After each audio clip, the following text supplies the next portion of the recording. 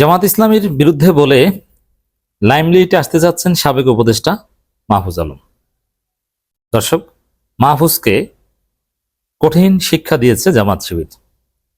দর্শক, মূলত বিশ্লেষণ করছি সাবেক বিতর্কিত উপদেষ্টা, সাবেক ধৈঞ্চা উপদেষ্টা এবং ধৈঞ্চা হয়ে যাওয়া একজন ফিগার, যার কোনো মূল্য বর্তমান বাংলাদেশে নেই, রাজনীতিতে নাই, যার কোনো প্রাসঙ্গিকতা নাই, যিনি এই রাস্তাঘাট থেকে হেঁটে গেলে বা কোথাও গেলে কেউ তাকিয়েও দেখে না, সারা বাংলাদেশে যার 10 জন 20 জন সমর্থক নাই, যিনি কোনো একটা খোলা মনে বলতে সাহস পান না, কমেন্ট বক্স বন্ধ করে দিতে হয়। কিন্তু তারপরও মাঝে মাঝে ফেসবুকে লেখেন মাঝে মাঝে, এবং এই ছেলেটা হতাশায় ভুগছে, এর কোনো পেশা নেই এবং কি করবে বা কি করা উচিত অনুচিত কোনো মিশন ভিশন কিছু নেই। এটা জামাত শিবির শিক্ষা দিয়েছে। এখন এই ছেলে উপদেষ্টা মাহফুজ আমাদের ছোট ভাই, ভালো ছেলে ছিল, এক সময় মেধাবী ছেলে ছিল। তাই মাহফুজ জামাত শিবিরের বিরুদ্ধে বলে লাইমলাইটে আসতে চাচ্ছে, যেহেতু তার কোনো খাওয়া নেই, তার কোনো প্রাসঙ্গিকতা নেই।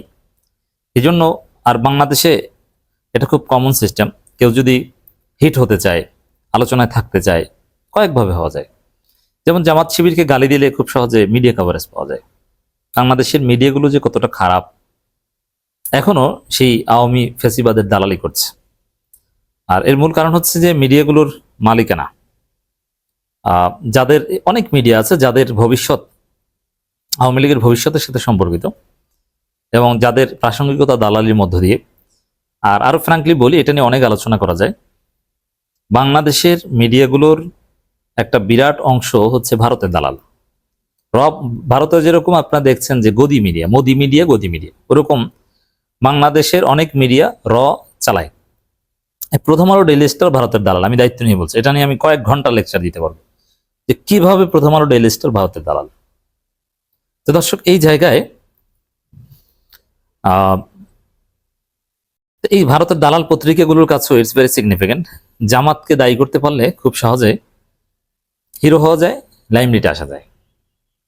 যে কোনো একজন একদম অতি সাধারণ লোক, তিনিও যদি জামাত শিবির কাচ্ছা মতো গালি দেন, বা জামাত শিবিরকে, বিশেষ করে সব গালি দিলে হবে না, জামাত শিবিরকে রাজাকার বলতে হবে। জাতে ওঠার জন্য জামাত শিবিরকে রাজাকার বলা হয়, এটা একটা ট্রেন্ড। কেউ যদি জামাত শিবিরকে রাজাকার বলে গালি দিতে পারে, খুব সহজে সে জাতে উঠতে পারবে। প্রথম আলো ডেইলি স্টার সহ বিভিন্ন মিডিয়া তাকে পিক করবে। তো উপদেষ্টা মাহফুজ আলম এই সুযোগ হাতে নিচ্ছেন। তিনি জামাত শিবিরকে গালি দিয়ে জাতে উঠতে চাচ্ছেন এবং একটু লাইমলাইটে আসতে চাচ্ছেন, একটু আলোচনায় উঠতে চাচ্ছেন। আর মাহফুজের কোনো দাম নাই, ওর কোনো রাজনীতি নেই, কোনো দল নেই, কোনো ভক্ত সমর্থক কিছুই নেই। তবে তিনি ফেসবুকে লিখলে ওই যে যারা জামাতের বিরুদ্ধে কিছু বললেই কাভারেজ দেয় এবং সামনে আনে, ওই গোষ্ঠী মাহফুজের বক্তব্য প্রচার করছে এবং করবে। দেখবেন প্রথম আলো ডেইলি স্টারের কাছে মাহফুজের বক্তব্য, জামাতকে গালি দেওয়া বক্তব্য, বিশেষ করে রাজাকার বলা বক্তব্য, এটা খুব সিগনিফিকেন্ট হয়ে উঠবে এবং উঠছে। এই জন্যে মাহফুজের কোনো দাম না থাকলেও ওই যারা জামাতকে গালি দিলে খুশি হয় এবং প্রচার করে, তাদের কাছে মাহফুজের বক্তব্য গুরুত্বপূর্ণ। নইলে রাজনীতিতে এর কোনো তাৎপর্য নেই। মাহফুজ যে ফেসবুক পোস্ট দিয়েছে, যার শিরোনাম অনেক গণমাধ্যম করেছে এভাবে, আওয়ামী লীগ ব্যাক করেছে দেখো নাই। তা আওয়ামী লীগ ব্যাক করেছে দেখো নাই, তা আওয়ামী লীগ ব্যাক করার যে ব্যাখ্যা দিচ্ছে, নানান কিছু ঘুরিয়ে পেঁচিয়ে লিখেছেন। সহজ কথা যদি বলি, তিনি দায়ী করেছেন জামাত শিবিরকে, যে আওয়ামী লীগ ব্যাক করেছে জামাত শিবির দোষ। এটা হচ্ছে মাহফুজের কথা। এখন মাহফুজ জানেন এমনিতে চালাক, যে জামাত শিবিরকে এভাবে রাজাকার সহ আওয়ামী লীগকে রিপেট্রিয়েট করছে, এরকম কিছু গালিটালি যদি দেওয়া যায়, তাহলে তো আমি জাতে উঠতে পারবো। সেই কাজ করেছে, লাইমলাইটে আসার একটা চেষ্টা, এবং কিছুটা আসতে পেরেছে। এই যে আমরা আলোচনা করছি, এটাও তো একটা অর্জন। আচ্ছা, মাহফুজকে এখন আর আলোচনার যোগ্য? তাকে নিয়ে আলোচনা করবো কেন? Who is Mahfuz? তার কোনো তাসির আছে সোসাইটিতে? তার বক্তব্যের কোনো ভ্যালু আছে? তিনি কি বললেন কি বললেন না, ওটার কোনো প্রাসঙ্গিকতা আছে? তিনি কিছু করার সক্ষমতা রাখেন? মাহফুজের কোনো ক্যাপাসিটি আছে বাংলাদেশে? নেই। আরে মাহফুজ যে নিরাপদে বাংলাদেশে আছে, এটাই ওর বড় অর্জন, এছাড়া বড় কোনো অর্জন নেই। এই জন্যে মাহফুজ এই যে আলোচনায় আসছে, যে জামাতকে রাজাকার বলেছে এবং আওয়ামী লীগ ব্যাক করেছে, জামাত ব্যাক করিয়েছে, এই কথা বলে মাহফুজ আলোচনা আসতে পেরেছে। এটা হলো যে একটা ব্যাখ্যা। আরেকটা ব্যাখ্যা হচ্ছে, মানে আরেকটা দিক এই ঘটনার, মাহফুজের এই বক্তব্যের, যে আওয়ামী লীগ ব্যাক করেছে, এর মধ্য দিয়ে এখানে জামাতকে রাজাকার হিসেবে চিহ্নিত করার চেষ্টা করা হয়েছে। মানে একসাথে জানেন যে এই দুইটা বিষয় একত্র করলেই আমি আলোচনায় আসতে পারবো, সেটাই করেছে। আওয়ামী লীগ ব্যাক করেছে, দেখো নাই। আসেন আমরা একটু মাহফুজের বক্তব্য বিশ্লেষণ করি।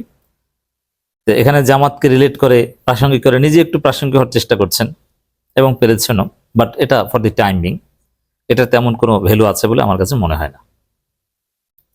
অন্তর্বর্তী সরকারের সাবেক উপদেষ্টা মাহফুজ আলম মনে করেন আওয়ামী লীগ আসলে অনেক আগেই ব্যাক করেছে। না, এটা ভুয়ো কথা। আওয়ামী লীগ ব্যাক করেনি এবং আওয়ামী লীগ ব্যাক করতে পারবে না। জামাত, বিএনপি, এনসিপি সবাই একমত আওয়ামী লীগ ব্যাক করতে পারবে না। তারা আওয়ামী লীগকে ব্যাক করতে দিবে না এবং আওয়ামী লীগ আসলে মোটেও ব্যাক করেনি। আওয়ামী লীগ আগের চাইতে আরো কঠিন পরিস্থিতি আছে। মাহফুজরা বরং আওয়ামী লীগকে দান্দাবাজি করার সুযোগ দিয়েছে। আর এখন প্রথম দিকে মনে হতো যে তারেক রহমান সরকার সুযোগ দিচ্ছে না, আসলে আওয়ামী লীগকে সুযোগ যে দিচ্ছে তা না। আওয়ামী লীগকে সুযোগ দেওয়ার ভারতের চাপ আছে, কিন্তু তারেক সরকার আওয়ামী লীগের বিরুদ্ধে যথেষ্ট সক্রিয় আছেন। অথবা আওয়ামী লীগ অনেক আগে ফিরেছে, এটা একটা ভুয়ো কথা। আওয়ামী লীগ ফিরেনি এবং ফিরতে পারবে না। তবে এই যে মাহফুজের চালাকি সম্পর্কে একটু বলে নেই। আজকে এই যে মাহফুজ, তিনি কিন্তু এনসিপির একদম অতি গুরুত্বপূর্ণ নেতা হওয়ার কথা, কিন্তু এটা জামাতের কারণে হতে পারেনি। কারণ জামাতকে গালাগালি করে জামাতের নজরে পড়েছেন মাহফুজ আলম, এবং মাহফুজ আলমের বিরুদ্ধে দুর্নীতির অভিযোগ আছে, যার ফলে জামাত বলেছে যে দুর্নীতির অভিযোগ আছে এমন কাউকে জামাত জোট থেকে নমিনেশন দেওয়া যাবে না। যার ফলে মাহফুজ আলম এনসিপিতে যোগদান করেন। এখন নমিনেশন যদি না পান, আসিফ লজ্জা শরম ফেলে নমিনেশন না পেয়েও নির্বাচনে অংশগ্রহণ করেছেন ভবিষ্যৎ চিন্তায় যে না আমরা সিটি কর্পোরেশন নির্বাচন করবো অমুক তমুক, কিন্তু মাহফুজের আবার এ ধরনের কোনো চিন্তা ছিল না। মাহফুজের এনসিপি চালাতো মাহফুজ, কিন্তু দিন শেষে দেখা গেলো যে মাহফুজ এনসিপি থেকে মাইনাস হয়ে গেছে। এখন মাহফুজ গ্রুপ মনে করে যে 2-4টা ছেলে আছে মাহফুজের সাথে, তারা মনে করে যে জামাত শিবির তাকে এনসিপি থেকে মাইনাস করেছে। মাহফুজকে জিজ্ঞেস করেন যে বাবা তুমি এনসিপি তে কেন নাই, এনসিপি তো তোমার দল। যে জামাত শিবিরের লোকজন আমাকে এনসিপি থেকে মাইনাস করেছে। বুঝতে পারছেন? মাহফুজের কথা অনুযায়ী বলছি যে একটা কঠিন শিক্ষা মাহফুজ পেয়েছে, জামাত শিবির শিক্ষা দিয়েছে। এই জন্যে অতি চালাকি করলে তার ফল ভালো হয় না। মাহফুজ জামাতকে শিবিরকে উপদেষ্টা থাকাকালীন সময়ে যে জঘন্য ভাষায় গালি দিয়েছেন, অবশ্য অনেকবার গালি দিয়ে আবার সে ফেসবুক পোস্ট ডিলিট করেছে, একটা পোস্ট বেশিক্ষণ রাখতে পারেনি। তাতে জামাতের শিক্ষাটা মাহফুজের খেয়াল রাখা দরকার, যে জামাতের সাথে লাগতে যে শেষ পর্যন্ত কোনো দলেই মাহফুজের জায়গা হলো না, বিএনপিতে হলো না, এনসিপিতে হলো না। এখন ধৈঞ্চা বাবুগুরে 2-3 বার শুনবেন যে টাকা পয়সা নাই, কি করবে, ওরকম পেশাগত দক্ষতা নেই, আইনে পড়েছেন বাট বার কাউন্সিলের সনদ নেই, ওদিকে যাওয়ার বা ওই পড়াশোনার বয়স নেই। এখন সব মিলে মাহফুজ একটা কঠিন শিক্ষা পেয়েছে জামাত শিবিরের বিরুদ্ধে লাগতে যে।